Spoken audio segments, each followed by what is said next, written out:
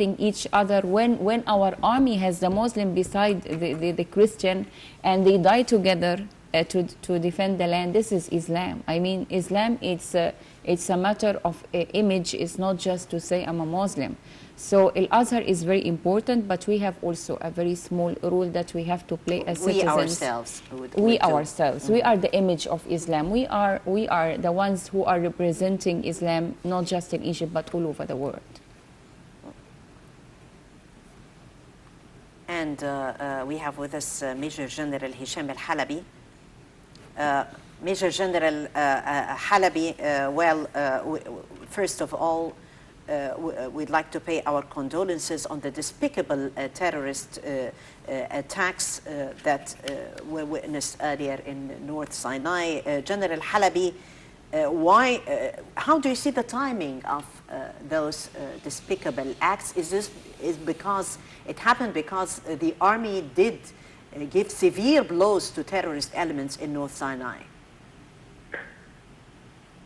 Okay, let me first explain this issue through 2 points. Point number 1, we cannot explain this without looking for the overview in the Middle East. The Middle East as a region facing a plan to divide the countries to smaller states. This is number 1.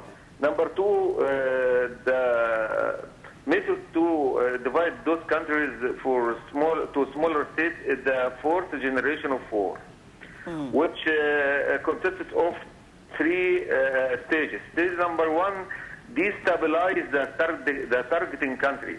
That's very important to understand this.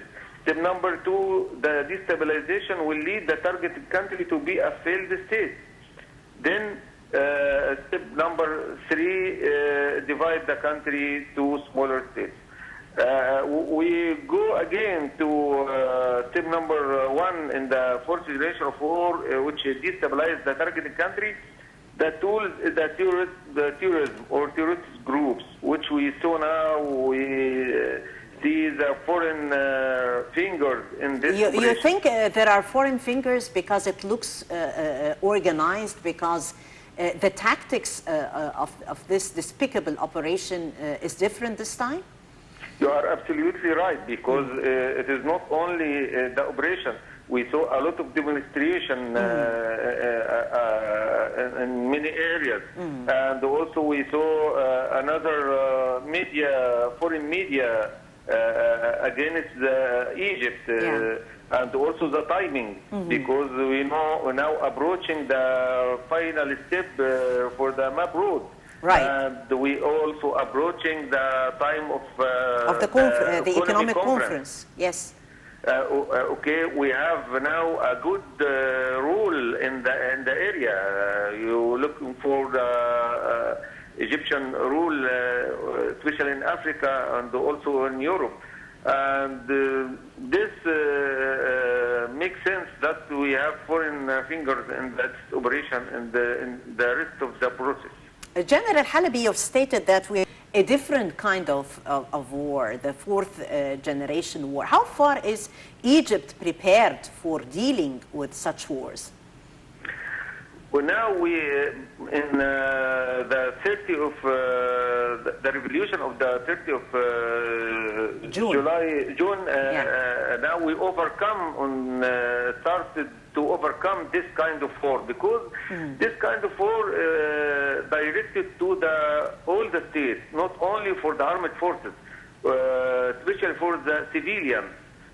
Through the terrorist group operations and psychological warfare.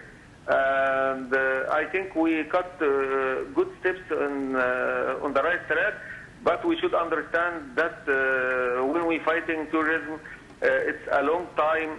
Sometimes we lose an operation, and this is, this is the characteristics of the process of fighting terrorism. Right.